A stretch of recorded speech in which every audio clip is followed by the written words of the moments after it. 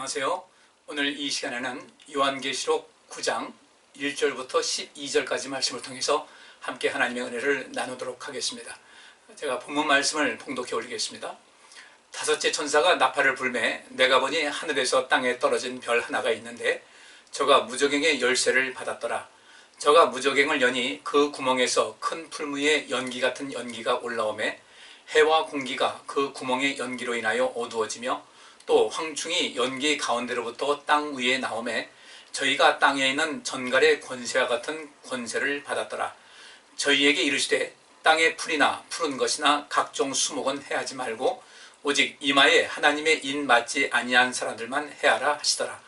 그러나 그들을 죽이지는 못하게 하시고 5달 동안 괴롭게만 하게 하시는데 그 괴롭게 함은 전갈이 사람을 쏠 때의 괴롭게 함과 같더라. 그날에는 사람들이 죽기를 구하여도 얻지 못하고 죽고 싶으나 죽음이 저희를 피하리로다. 황충들의 모양은 전쟁을 위하여 예비한 말들 같고 그 머리에 금 같은 면류관 비슷한 것을 썼으며 그 얼굴은 사람의 얼굴 같고 또 여자의 머리털 같은 머리털이 있고 그 이는 사자의 이 같으며 또 철흉갑 같은 흉갑이 있고 그 날개들의 소리는 병거와 많은 말들이 전장으로 달려 들어가는 것 소리 같으며 또 전갈과 같은 꼬리와 쏘는 살이 있어 그 꼬리에는 5달 동안 사람들을 해하는 권세가 있더라. 저희에게 임금이 있으니 무저갱의 사자라.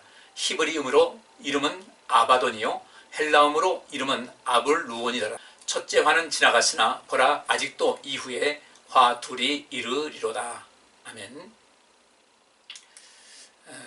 오늘 이 시간에는 5번째 나팔을 그 천사가 불었을 때에 나타난 현상에 대해서 말씀을 드리도록 하겠습니다. 오늘 이 본문에 있는 말씀을 이해하기 위해서는 우리는 좀 성경 다른 것에 있는 그 내용을 좀 살펴봐야 되는데 성경에서 극심한 황충을 통한 재앙을 기록한 것이 요엘서와 또 여기 요한계시록에 나와 있습니다. 이 두 가지 사건의 내용은 좀 비슷해요. 그래서 해석에 있어서 상호 중요한 단서를 제공하게 되는데, 그래서 오늘 이 말씀을 우리가 볼 때 중간중간에 이제 성경 말씀을 제가 다른 곳에 인용할 텐데 요엘서를 또 인용하고 또 욥기를 인용을 하고 또 사도행전에 있는 말씀을 인용하면서 오늘 본문의 말씀을 좀 살펴보도록 하겠습니다. 이 요한계시록은 두 가지 의미가 있어요. 오늘 본문에도 그런 말씀이 나왔는데 하나님께서 심판하실 것을 이야기하셔요. 그 재앙을 내리실 것이다. 근데 그 심판을 말씀하시지만 그 심판에서 벗어나기 위해서 하나님께서 원하시는 길을 찾게 되면 기회가 있다, 희망이 있다는 것을 말씀하고 있습니다. 그러니까 하나님께서 심판을 선포하실 때는 그 다음에 재앙이 있지만은 또 그 재앙을 벗어나기 위해서 하나님을 가까이 할 때는 희망이 있다는 것을 항상 내포하고 있어요. 성경 전체가 그렇습니다. 요한계시록도 역시 마찬가지고요. 그래서 이 당시 그 신앙생활하면서 고난당하는 그들에게 잘 인내할 것을 주께서 말씀하고 계시고 또 그런 인내할 수 있는 힘을 주신다는 것도 말씀하고 계시고 그들에게 끊임없는 희망 또 지금 현재의 모든 고난 속에서 인내하고 이기는 삶을 살아갈 수 있는 단서를 제공하고 있다는 것을 우리가 좀 잘 살피셔야 됩니다. 이런 개념을 갖고 요한계시록을 읽다 보면은 뭔가 이제 우리에게 빛이 하나 들어옵니다. 아, 이게 그런 내용이구나라는 것을 알게 되죠. 자, 오늘 본문에 있는 말씀 1절부터 보니까요. 5째 천사가 나팔을 불매 내가 보니 하늘에서 땅에 떨어진 별 하나가 있는데 저가 무저갱의 열쇠를 받았더라. 저가 무저갱을 여니 그 구멍에서 큰 풀무에 연기 같은 연기가 올라오며 해와 공기가 그 구멍의 연기로 인하여 어두워지며 황충이 연기 가운데로부터 땅 위에 나오며 저희가 땅에 있는 전갈의 권세와 같은 권세를 받았더라 그랬습니다. 우리가 이 요엘서를 보게 될 때 그 당시에 분명히 메뚜기 이 메뚜기 재앙이 있었고요. 이게 황충을 말합니다. 뭐 느시들라고 말하고 있고 뭐 메뚜기 또 뭐 황충 이렇게 얘기하는데 다 그 같은 류의 것을 말하고 있습니다. 그 종이 크냐 작으냐 이런 것 또 특별히 이렇게 모든 그 푸른 들판을 아주 완전히 초토화시킬 수 있는 그런 메뚜기들은 좀 크게 좀 큰 그런 것을 볼 수가 있는데요. 어쨌든 이 성경에서 이 황충, 이 메뚜기는 그 하나님의 심판의 상징으로 나오고 있고 그것이 가장 아주 두드러지게 나타나는 것이 요엘서입니다. 그래서 성경에서 극심한 황충을 통한 재앙을 요엘서와 계시록만 기록하고 있는데 이 둘을 화합하게 되면은 요엘서도 더 자세하게 이해할 수가 있고 계시록도 더 자세하게 이해할 수가 있다 이렇게 보는 거예요. 그러면 여기서 이제 중요한 것이 있습니다. 하늘에서 땅에 떨어진 별이라고 이렇게 말하고 있어요. 그러면 하늘에서 떨어진 별이 과연 어떤 것인가? 우리 또 성경에서 찾아봐야 되죠. 가장 가까이는 요한계시록 8장 10절에 셋째 천사가 나팔을 부니 횃불같이 타는 큰 별이 하늘에서 떨어져 강들의 3분의 1과 여러 불샘에 떨어졌다. 그리고 그 별 이름이 쑥이다. 그래서 그 쑥 때문에 많은 사람들이 고통받고 죽더라 이런 이야기가 있습니다. 그러니까 여기서 하늘에 떨어진 별은 분명히 쑥이라고 해서 하나님을 대적하는 어떤 그 영적인 존재를 말하는 거죠. 우리가 볼 때는 사단 또 마귀를 말하는 것인데 그 셋째 천사가 나팔을 부니까 횃불이 타는 건 횃불같이 타는 큰 별이 떨어졌다는 것이죠. 또 이 구약 성경 보면요. 이사야서 14장 12절부터 15절 보니까 너 아침의 아들 계명성이여 어찌 그리 하늘에서 떨어졌으며 내 열국을 엎은 자여 어찌 그리 땅에 찍혔는고 내가 내 마음에 이르기를 내가 하늘에 올라 하나님의 뭇별 위에 나의 보좌를 높이리라 내가 북극 지폐의 산 위에 좌정하리라 가장 높은 구름에 올라 지극히 높은 자와 비기리라 하도다 그러나 이제 네가 음부 곧 구덩이의 맨 밑에 빠치우리로다 그랬어요. 이사야 선지자는 그 당시 그 북왕국 이스라엘을 침공하는 아수르의 침략이 있었고 이후에 또 미래를 예언한다고 볼 때는 남쪽 유다 왕국을 멸망시킨 그 바벨론을 이야기하겠죠. 똑같이 아수르나 북왕국을 주저앉힌 아수르나 또 남유다 왕국을 멸망시켜서 이스라엘 민족 자체가 국가가 없어지게 했던 그 바벨론이나 똑같이 이 대상이 들어갑니다. 너 아침의 아들 계명성이요. 아침에 샛별같이 샛별에서 가장 환한 그 빛을 발하는 그 별을 네가 어찌 하늘에서 떨어졌냐. 그렇다고 해서 그 계명성이 이 땅에 떨어진 것은 아니에요. 분명히 지금도 있으니까요. 그 권위가 떨어졌다는 거죠. 그 권위와 권세가 왜 떨어졌는가.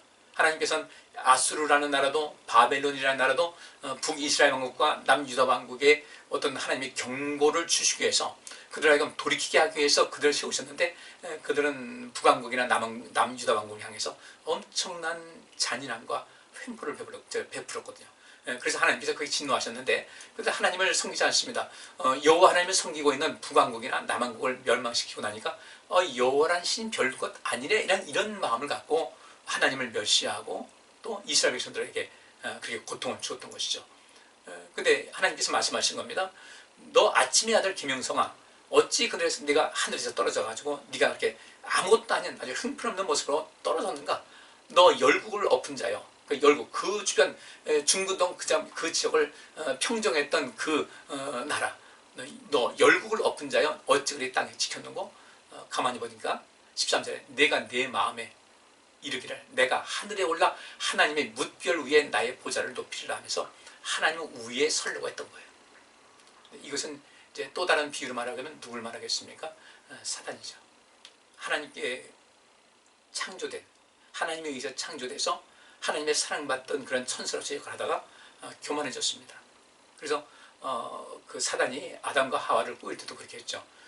네가 이 선과 악을 알게 하는 나무의 실과를 먹으면 내 눈이 밝아져서 하나님과 같이 된다고 하는 거죠. 하나님과 같이 된다고 꼬일 정도면 그 사단이 결국은 누가 되겠습니까? 자기가 하나님보다 높다는 것을 이야기하는 거예요.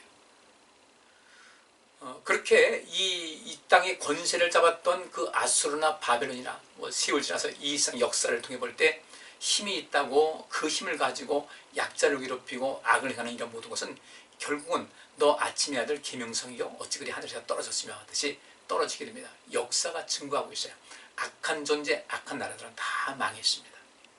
이 나라도 역시 마찬가지예요. 결국 여기서 이제 아수르 또는 그 바벨론, 그에 많은 그 힘이 있는 그런 나라들이 세월 지나면서 이제 힘이 있으니까 거기서 이제 매너리즘에 빠져가지고 악을 많이 행하는 경우가 숱하게 있었죠. 지금 우리가 살고 있는 이 시대 지구촌을 봐도 역시 마찬가지고요. 그러면서 그가 말하기를 내가 하나님의 뭇별 위에 나의 보좌를 높이고 내가 북극 지폐의 산 위에 좌정할 것이다. 내가 앉아서 호령할 것이다. 가장 높은 구름에 올라 지극히 높은 자와 비기리라. 가장 높은 구름에 올라가서 지극히 높은 자, 그것도 하나님이죠. 하나님과 비길 것이다. 내가 맞먹겠다는 거예요. 근데 뭐라고 하십니까? 그러나 이제 내가 음부 곧 구덩이의 맨 밑에 빠치우리로다 라고 말씀하고 있습니다. 이게 하늘에서 떨어지는 그런 거예요. 큰 별을 말하는 거예요. 또 요한계시록 12장 9절 보니까 큰 용이 내어 쫓기니 옛뱀 곧 마귀라고도 하고 사단이라고도 하는 온 천하를 꿰는 자라 땅으로 내어 쫓기니 그의 사자들도 저와 함께 내어 쫓기니라. 그래서 오늘 이 본문 말씀에 있는 대로 다섯째 천사가 나팔을 부니까 하늘에서 땅에 떨어진 별 하나가 있었다. 그리고 그가 무저갱의 열쇠를 받았다라고 기록이 되고 있어요. 그러면 이 다섯 번째 나팔과 요엘서에 기록된 재앙을 한번 좀 비교해 볼 필요가 있어요. 왜냐하면 요한계시록 9장 1절부터 12절을 이해하기 위해서는 어떤 다른 것에 근거가 있어야 돼요. 여기서 보면 황충이가 있는데 황충의 모양이 뭐 다양하게 나타나지 않습니까? 상징이고 비유이기 때문에 이것을 그 해석하기 위해서 우리가 성경을 찾아봐야 되는데 가장 두드러지게 이 말씀을 뒷받침하고 있는 내용이 요엘서예요. 요엘 선지자가 이제 예언한 것인데 먼저 요엘서 1장 3절부터 8절까지 보시겠습니다. 너희는 이 일을 너희 자녀에게 고하고 너희 자녀는 자기 자녀에게 고하고 그 자녀는 후시대에 고할 것이라. 이것은 무슨 얘기냐면 엄청난 메뚜기 재앙이 왔어요. 그래서 이 나라가 초토화됐습니다. 초토화되니까 어떻게 돼요? 아무것도 거둘 것이 없는 거예요. 포도나무에서 이파리가 있는데 그 이파리 다 먹어가지고 열매를 기대할 수가 없어요. 이파리도 없고 꽃도 다 사라지고 아무것도 없어요. 그러니까 이제 당장 먹고 살 문제가 이제 심각하게 된 거죠. 근데 이런 상황에 대해서 너는 이 일을 너희 자녀에게 구하고 너희 자녀는 또 자기 자녀에게 구하고 그 자녀는 후세대에 구할 것이라 하면서 그 말씀, 그래서 이 요엘서가 지금까지도 우리에게 전해지고 있는 것이죠. 우리 이 요엘서가 말하고 있는 교훈을 잘 들어야 돼요. 그러면 이것이 왜 요한계시록까지 이어지고 있는가? 그 말씀을 잘 듣지 않은 사람들이 쌓여 있다는 거예요. 그래서 이 당시의 말씀을 계속해서 후대에 전하라고 말씀하셨고 그 후대에 전하라고 하신 그 말씀 그대로 어떻게 해요? 나중엔 그 전했는데 그 말씀을 들은 사람이 어떻게 됐을까? 거기서 마지막에 요한계시록의 심판으로 나와 있는 것이죠. 이렇게 되는 겁니다. 그리고 이것은 요한계시록 나온 대로 이 세상 끝날에도 심판하죠. 그때 살아있는 사람 남았다면 살아있는 사람이라면 심판받는 것인데 지금 여기서 살고 있는 우리는 언젠가 주님께서 더디 오시면 죽을 때가 되는데 세상을 떠날 때가 오는데 그 세상 떠날 때 역시 마찬가지로 우리가 하나님 말씀들을 얼마만큼 듣고 순종했는가 실천했는가 이 평가가 나오게 되는 겁니다.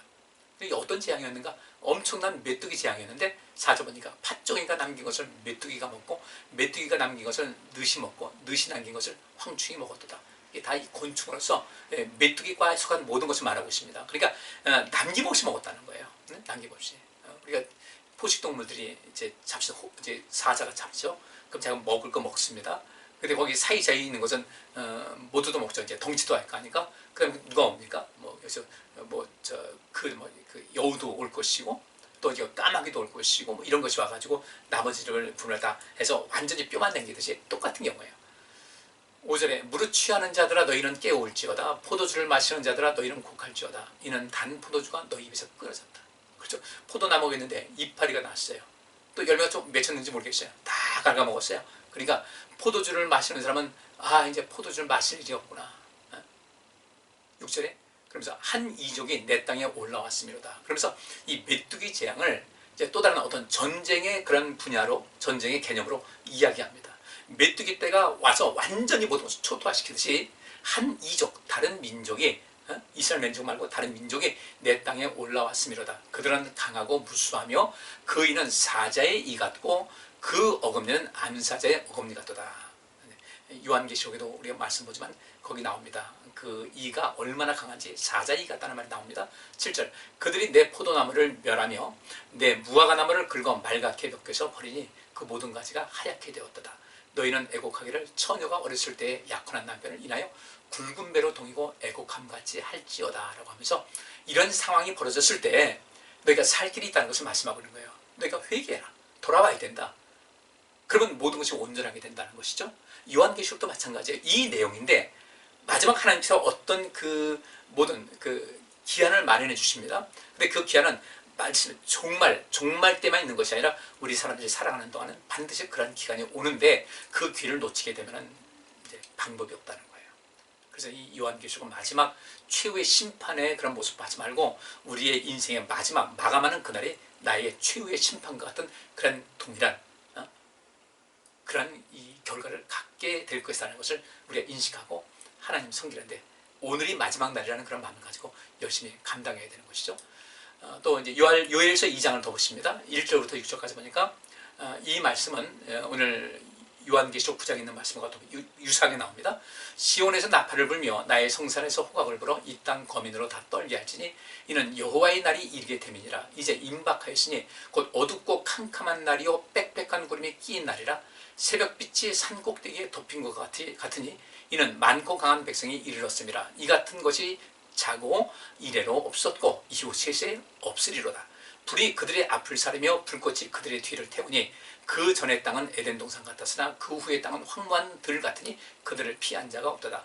그 모양은 말 같고 그 달리는 것은 기병 같으며 그들의 산 꼭대기에서 뛰는 소리가 병거 소리와도 같고 불꽃이 총개를 사르는 소리와도 같으며 강한 군사가 항호를 벌이고 싸우는 것 같으니 그 앞에서 만민이 송구하여 하며 무리의 낯빛이 하얘졌다.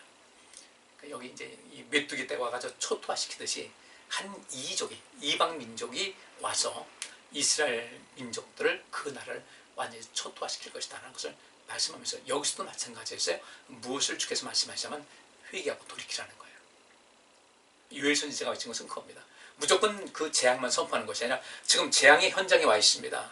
근데 이게 희망이 없는데 자 이제 너희가 내게 돌아오면 회복시켜 줄 것이다 라는 것을 말씀하고 있어요.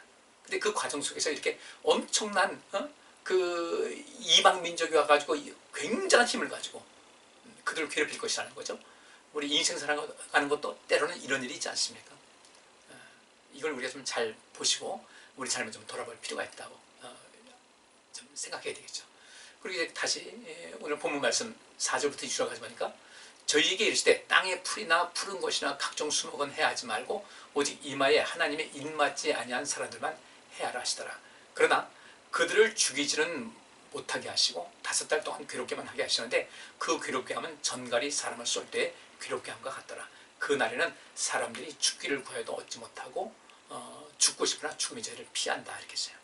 앞에 있는 말씀 이제 우리가 좀 봤고요. 근데 여기 중요한 것은요. 4절 말씀 뒤에 보니까 이마에 하나님의 입맞지 아니한 사람들만 해하라 그랬어요.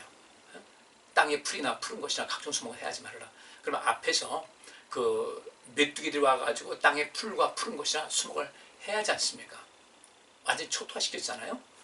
근데 이제 여기서 그 부족의 그 하늘에서 별이 떨어지면서 그 사단인데 그 사단이 아버지께로부터 그 우리 하나님 아버지께로부터 그 무저갱을 여는 열쇠를 받았어요.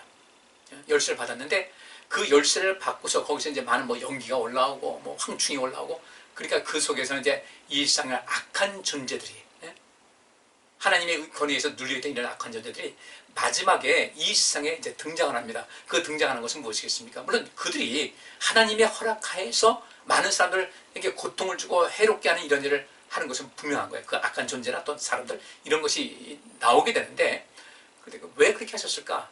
결국은 그 안에서 옥석을 가리는 거예요. 옥이 무엇이며 돌이 무엇인가를 가리는 것이죠. 그 안에서 하나님께서 마지막에 기회를 주시는 겁니다. 근데 실제로 우리가 지금 살아가는 이 과정 속에서는요, 하나님께서 그렇게 우리를 때때로 그렇게 옥석을 가리기 위해서, 내 믿음의 옥석을 가리기 위해서 하나님께서 아브라함을 그 믿음의 옥인가 돌인가를 보기 위해서 때로는 시험하시고 하듯이 우리도 그렇게 할 때가 있거든요.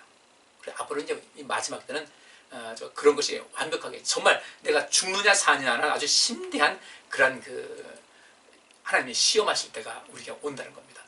근데 여기서 풀이나 푸른 것이나 각종 수목을 해야지 말라고 하듯이 메뚜기가 덤볐다 할지라도 그건 메뚜기는 다 훑어버릴 텐데 여기선 그 사단과 그를 추종하는 그 악한 무리들에게 일단 사단에게 그 무저갱을 이제 빠져나올 수 있는 무저갱 문을 열 수 있는 그런 권세를 주셨죠. 근데 무저갱이 무엇입니까? 없을 무자, 그 다음에 저는 바닥저자예요. 그 갱은 굴이라는 뜻입니다. 바꿔놓은 없다 무엇이 바닥이 또 무엇이 동굴에 이 바닥이 없는 끝이 이 밑으로 봤을 때 바닥이 없이 끝도 없는 그 굴이 무저갱이라는 그런 것입니다. 거기에 계속 그냥 아래로만 내려가는 거예요. 올라오지 못하고 인생 종말이라는 거죠.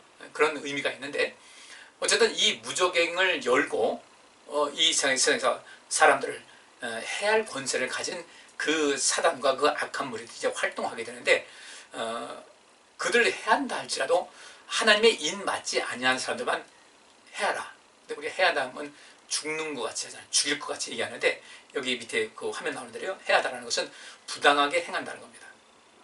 그러니까 내가 너에게 일정한 것을 기회를 줄 테니까 너희도 한번 마음대로 해봐라 이렇게 하는 것이죠. 또 해를 입힌다는 거예요. 그리고 부당하게 행한다는 것은 하나님에 대한 의무를 소홀하게 하는 그 일입니다. 마치 에덴 동산에서 아담과 하와를 해하게 했죠. 그죠? 해한 겁니다. 이 똑같은 이야기예요. 유혹을 합니다. 하나님을 떠나게 합니다. 하나님 말씀 배신하게 합니다. 이렇게 언젠가 이 무적행의 그 열쇠를 가진 그 사단이 그 무적을 열고 그 속에 있던 악한 무리들이 영적인 존재 이외에 다양한 존재들이 와서 이 세상을 어지럽히게 되는데 사람들을 해하게 되는데 그 해하게 하는 가장 핵심적인 요소가 무엇이냐면 하나님에 대한 의무를 소홀하게 한다는 거예요. 믿음을 떠나게 한다는 거죠. 아담과 하와가 하여금 하나님 말씀에 그 불순종하게 만들듯이 하나님을 점점 멀어지게 하는 겁니다. 특별히 하나님을 알고 있던 사람들, 하나님을 믿고 있다고 하는 그런 사람들에게서 하나님에 대한 의무를 소홀하게 해요. 기도 생활이라든지 예배 행위라든지 또 성경 말씀 읽는 것이라든지 또 주께서 우리에게 은사를 주셨는데 그 은사를 가지고 하나님 나라를 위해서 누군가 유익하게 위해서 생명사역을 위해서 이 모든 것을 해야 되는데 그것을 안 하게끔 만든다는 거죠. 어느 시대고 그런 일은 다 있었고 지금도 역시 마찬가지로 우리가 살고 있는 시대에 그렇게 있고요. 또 앞으로도 그런 일이 계속 있을 것이라는 겁니다. 그리고 심판은 그 사람이 죽을 때 결국은 마지막 심판대와 똑같은 거예요. 그리고 마지막에 이런 모든 것을 정리하게 되시는 거죠. 그래서 이마에 하나님의 인 맞지 아니한 사람들만 해야라 하는 그것. 그러면 인 맞지 아니한 사람은 누구였습니까? 하나님을 믿는다고 이렇게 신앙생활 하는데도 불구하고 이거 인을 맞지 못한 사람들이 많이 있어요. 우리 혹시 내가 그런 사람이 아닌가를 좀 보셔야 되고요. 근데 그들을 해하긴 하되 고통을 주되 죽이지는 못하게 하셨어요. 그리고 5달 동안 괴롭게만 하셨다. 그리고 그들은 죽기를 구해도 얻지 못하고 죽고 싶으나 죽음의 저를 피했어요. 왜 그럴까? 5달 동안 왜 그 사단과 악한 그 존재들이 와서 그 사람들, 입맞지 아니하는 사람들을 괴롭힐 때 왜 죽지 못하게 했을까? 죽이지 못하게 한 거예요. 하나님께서는 마지막 기회를 주시는 거죠. 그 5달이라는 것은 하나의 상징입니다. 어떤 사람은 그렇게 얘기하더라고요. 메뚜기가 그 아래서 나와가지고 존재하는 것이 5달 정도 그렇게 이야기를 하더라고요. 그러니까 이 5달이라는 것은 사단에게 어쨌든 사람들 죽이려고 사단은 죽이는 것이 목적 아닙니까? 처음부터 살인한 자라고 요한복음 말씀하고 있는 대로 죽이지 못하게 한 거예요. 5달 동안 계속해서 괴롭히는 겁니다. 그 괴롭힘을 주실 때 그들을 통해 하나님께서 그 괴롭힘을 베풀게 했을 때 결국 하나님께서 원하시는 것은 무엇인가? 끝까지 그들을 기다리시는 거예요. 그 고통이 임했을 때 하나님께 돌아오는 사람들 마지막 그 알곡을 거둬들이려는 하나님의 섭리가 이 안에 담겨 있게 되는 것이죠. 근데 여기서 죽이지는 못하게 하셨다는 말씀에는 우리가 딱 떠오르는 것이 욥이 떠오르게 되죠. 5개월 동안 괴롭히되 죽이지 못하게 하시니요. 욥기 2장 3절부터 6절 보니까요. 여호와께서 사단에게 이르시되 내가 내 종 욥을 유의하여 보았느냐. 그와 같이 순전하고 정직하여 하나님을 경외하며 악에서 떠난 자가 세상에 없느니라. 네가 나를 격동하여 까닭 없이 그를 치게 하였어도 그가 오히려 자기의 순전을 굳게 지켰느니라. 사단이 여호와께 대답하여 그러되 가죽으로 가죽을 바꾸오니 사람이 그 모든 소유물로 자기의 생명을 바꾸올지라. 이제 주의 손을 펴서 그의 뼈와 살을 치소서. 그리하시면 정령 대면하여 주를 욕하리이다. 여호와께서 사단에게 이르시되 내가 그를 네 손에 붙이노라. 오직 그의 생명은 해하지 말지니라. 자, 요한계시록에 있는 말씀하고 딱 맞죠. 고통을 주고 해롭게는 하되 죽이지 말아라. 그리고 이 욥도 역시 마찬가지죠. 절대 죽이지 말아라. 첫 번째는 이제 재산을 다 소유물을 다 날라가게 했잖아요. 그래도 욥이 믿음을 지키니까 또 와서 이제 하나님을 자꾸 충동질하는 겁니다. 하나님 저 사람을 그 몸을 쳐서 하게 되면 하나님 배반할 겁니다. 알았다 한번 해봐라. 그런데 그의 생명은 해하지 말아라. 건들지 말라는 거죠. 요한계시록 그 얘기 마찬가지예요.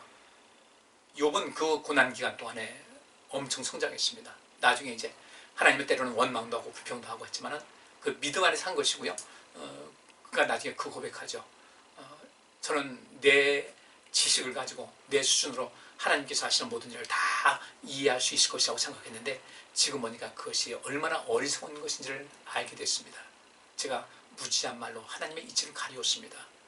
이전에는 내가 하나님에 대해서 귀로만 들었는데 이제 눈으로 직접 봅니다 하고서 엄청 성장한 모습을 이야기하고 있거든요. 근데 이 욥은 아마 사단이 죽이고 싶은 그런 존재였을 거예요. 근데 하나님께서 그의 목숨을 건드리지 말라. 그것은 하나님께서 영광 받으시게 한 것이거든요. 그래서 5달 동안 사단에게 그런 권세를 주셨지만, 해야 할 권세를 주셨지만 죽이지 못하게 하신 이유가 바로 거기 있다. 곧 하나님께서 마지막까지도 기다리신 것이라는 거예요. 우리 성도님들, 하나님께서 우리를 기다리신 것을 알고 기회 절대 놓치지 마시고요. 5달 넘어가면 심각해져요. 우리가 이 신앙생활도 열심히 있는 것도요, 점점 멀어져가지고 어느 단계에 있게 되면은 뒤도 안 돌아보고 하나님을 멀리 하시는 가능성이 충분한 것이 우리 인생이에요. 아니라고 하죠. 그래서 우리는 그 기회를 절대 놓치지 말자. 5달 동안 주님께서 기다리시는데 5달 말고 하루도 안 기다리실 수 있도록 빨리 주님께 돌아가는 이것이 필요한 겁니다. 요한계시록에서 바로 그걸 얘기하는 거예요. 이런 재앙이 있다. 황충의 재앙이 있고 이렇게 모든 사람을 해야 할 권세를 가지고 있는 그 악한 무리들이 있지만은 하나님께 돌아오는 사람은 안심이라는 거죠. 왜? 이마에 입 맞은 사람들은 절대 손대지 말라고 그러거든요. 그럼 우리 하나님께 돌아가게 되면 우리는 사단이 우리를 만지지도 못하는 거예요.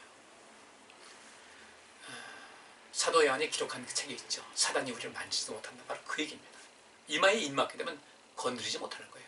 우리가 지금부터라도, 지금 여기서부터 그런 믿음으로 그런 삶을, 안전한 삶을 살아갈 수 있어야 되는 것이겠죠. 그 다음에 이제 본문 말씀 7절부터 10절까지 보면 이랬어요. 황충들의 모양은 전쟁을 위하여 예비한 말들 같고 그 머리에 금 같은 면류관 비슷한 것을 썼으며 그 얼굴은 사람의 얼굴 같고 또 여자의 머리털 같은 머리털이 있고 그 이는 사자의 이 같으며 또 철흉갑 같은 흉갑이 있고 그 날개들에서는 병거와 많은 말들이 전장으로 달려 들어가는 소리 같으며 또 전갈과 같은 꼬리와 쏘는 살이 있어 그 꼬리에는 5달 동안 사람들을 해하는 권세가 있더라. 이 5달 또 얘기가 나오죠. 그 해하는 권세가 있는 거예요. 근데 여기 이 오늘 본문 있는 말씀 보니까 요엘서에 있는 내용과 굉장히 유사하죠. 그죠? 그래서 이 요엘서를 통해서 그 사도행전 성령이 임하실 때에 주의 이름을 부르는 자는 구원을 얻으리라는 이 말씀을 상고할 수 있어야 되고요. 또 요한계시록은 또 이 요엘서를 통해서 이제 해설을 할 수 있는 그런 것이 돼야 돼요.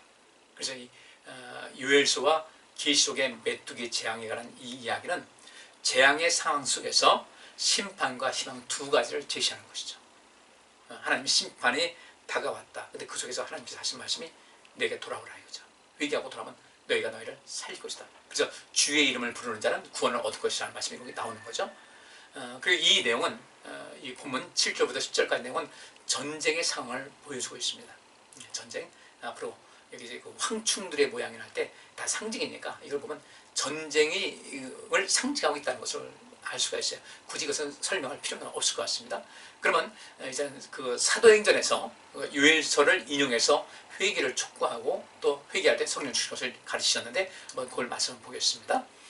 사도행전 2장 15절부터 21절 때가 제3시니 너희 생각과 같이 이 사람들이 취한 것이 아니라 이는 곧 선지자 요엘로 말씀하신 것이니 일러스되 하나님이 가라사대 말씀에 내가 내 영으로 모든 육체에게 부어주리니 너희의 자녀들은 예언할 것이요 너희 젊은이들은 환상을 보고 너희의 늙은이들은 꿈을 꾸리라.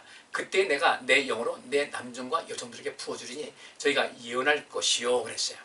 그래서 또 내가 위로 하늘에서는 기사와 아래로 땅에서는 징조를 베푸리니 곧 피와 불과 연기다. 성령을 부어줄 것을 하나님께서 이제 약속하셨어요. 예언하십니다. 그러면서 이 성령이 부어줄 때, 성령을 부어주시라고 하실 때 그때 성령 받는 사람들은 어떤 사람인가를 여기서 이야기를 하고 있는 거예요. 누가 성령 받을까? 그래서 이 성령을 부어주실 텐데 위로 하늘에서는 기사를 보여주시고 아래로 땅에서는 징조를 베풀 텐데 그것이 피와 불과 연기라는 겁니다. 그러면 이 피와 불과 연기가 무엇이겠습니까? 우리가 이 요엘서 앞에 본 내용과 똑같은 거예요. 그리고 하늘에서 그 불 같은 것, 별이 떨어지는 것 다 똑같은 겁니다. 피와 불과 연기, 그 땅이 떨어지고 무적의 연기가 그 깊은 연기가 나와서 태양을 가리고 공기를 아주 어둡게 만들었다. 그래서 그렇게 되니까 피와 불과 연기가 오니까 20절에 주의 크고 영화로운 날이 이르기 전에 해가 변하여 어두워지고 달이 변하여 피가 될 것이다. 하나님의 심판이 임하시기 이전에 이런 일이 있을 것이라는 거예요. 그런 일이 있고 난 다음에 이 그 악한 존재들을 통하여 5달 동안 괴롭힘을 줄 수 있는 그런 그것을 허락을 하시죠. 근데 절대 죽이지 말라는 거예요. 그때 우리 인생에서 영혼의 깊은 어두운 밤이 왔을 때 하나님께 빨리 가야 된다는 겁니다. 그 하나님께 돌아가는 자가 성령을 받을 것이라는 거죠. 그리고 21절 누구든지 이런 상황일 때 누구든지 주의 이름을 부르는 자는 구원을 얻으리라 하였느니라. 무슨 얘기인지 아시겠죠? 그래서 요엘서와 요한계시록 우리 이 9장 5번째 나팔 그 사건하고 사도행전 2장 성령이 임하셨을 때 그 베드로가 요엘 선지자의 말을 인용해서 말한 것하고 똑같은 것인데 바로 그겁니다. 재앙이 임한다.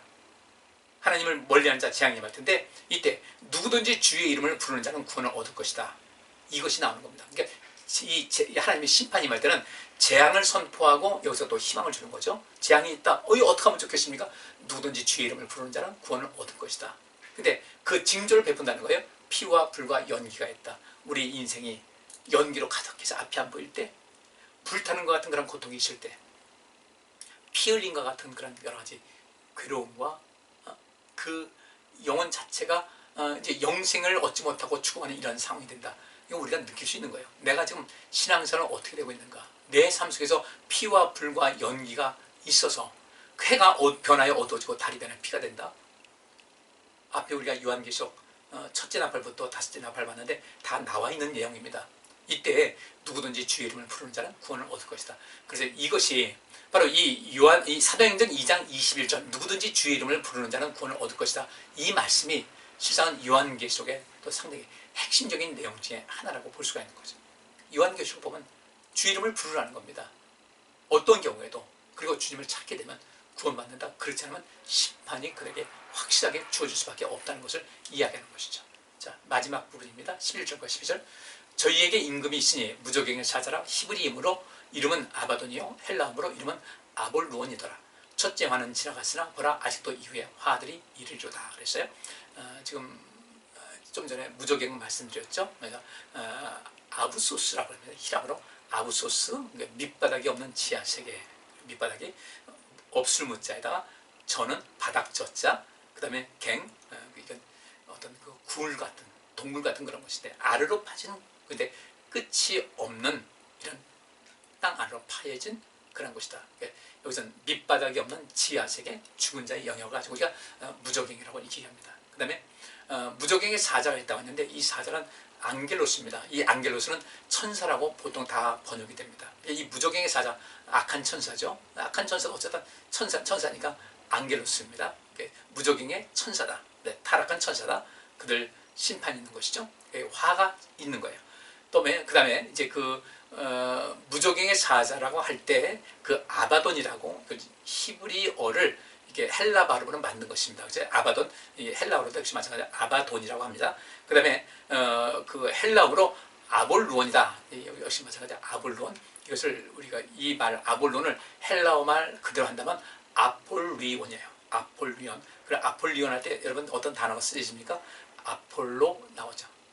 히랍 그 신의 세계에서 아폴로신, 그다음에 달 갔다 왔던 우주선은 아폴로 1호2호 나오지 않습니까? 그래서 이 아볼론이라는 것은 똑같이 아바돈, 아볼론은 파괴자라는 뜻입니다. 그러니까 이 무저갱의 열쇠를 가진 사단도 거기서 나오는 모든 것도 역시 마찬가지로 파괴자라는 겁니다.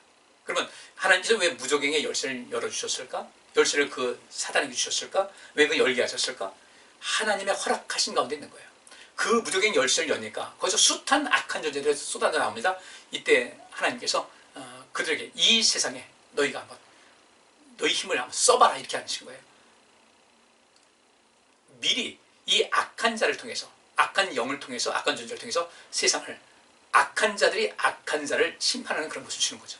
그리고 5달 동안 주신 것은 그 가운데서 우리가 잘못 알았구나, 하나님께 회개하고 돌아오는 사람들, 사도행전 2장에 그 베드로의 설교를 듣는 사람이 그러면 우리가 어찌할 거 했을 때 너희가 회개하고, 그죠? 세례를 받고 죄사함 받으라 한 것 같이 회개하고 돌이켜 주님께 나오는 사람들은 하나님께서 구원을 베푸시기 위해서 5달이라는 것을 주셨는데, 혹시 우리 성도님들 내게 있어 5달, 혹시 이것 나는 모르고 있지만 기한이 넘어서 하나님과 관계없는 삶을 살아가고 있는 것은 아닌가를 우리가 좀 깊이 있게 살피셔야 됩니다.